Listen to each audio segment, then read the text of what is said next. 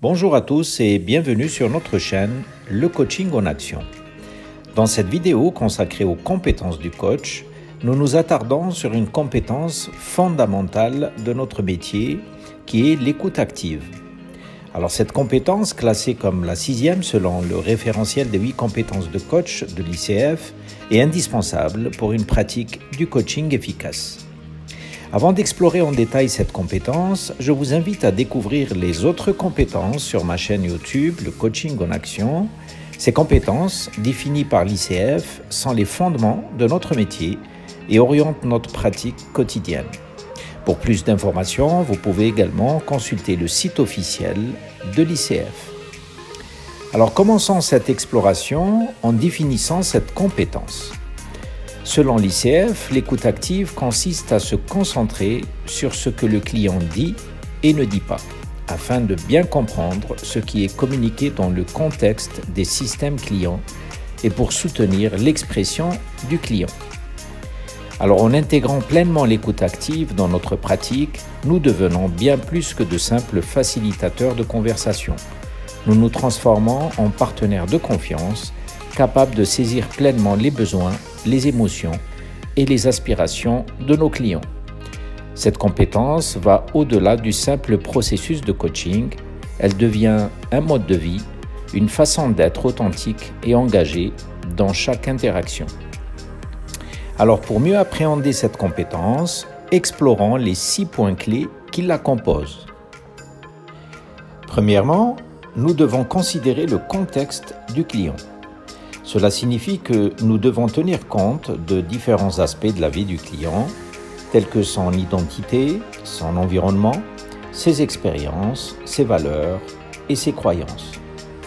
Par exemple, un client peut exprimer des frustrations au travail et il est important pour nous d'explorer en profondeur le contexte professionnel du client pour comprendre les causes profondes de ses préoccupations. Deuxièmement, nous devons refléter ou résumer ce que le client a communiqué. Cela signifie utiliser des techniques de réflexion et de résumé pour s'assurer de la clarté et de la compréhension des messages du client. Par exemple, si un client partage ses objectifs de carrière, nous pourrions résumer ses aspirations principales pour confirmer notre compréhension mutuelle. Troisièmement, il est essentiel de reconnaître et d'explorer au-delà de ce que le client communique. Parfois, les clients ne partagent pas tout ce qu'ils ressentent ou pensent, et il est de notre responsabilité d'explorer ces aspects plus profonds. Par exemple, si un client évite de parler de ses interactions avec son supérieur au travail, nous devons poser des questions ouvertes pour encourager une exploration plus complète. Quatrièmement, nous devons remarquer et explorer les émotions, les changements d'énergie, les signaux non-verbaux.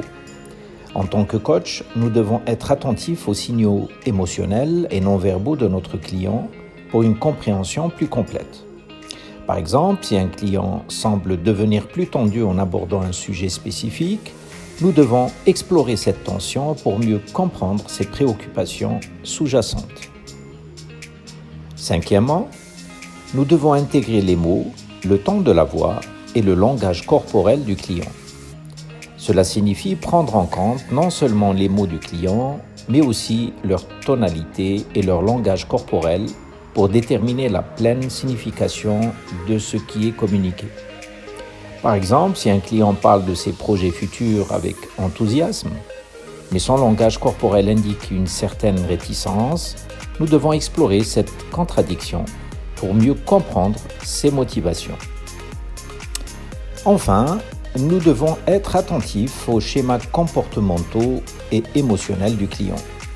En observant les récurrences dans ses réactions au fil des séances, nous pouvons identifier les sujets et les tendances méritant une exploration plus approfondie. Par exemple, si un client exprime régulièrement de la frustration ou de la colère lorsqu'il aborde un défi professionnel particulier, cela peut indiquer un besoin non résolu ou une émotion sous-jacente. En intégrant l'intelligence émotionnelle, le coach peut comprendre ces réactions et proposer des approches adaptées pour aider le client à surmonter ces obstacles de manière durable.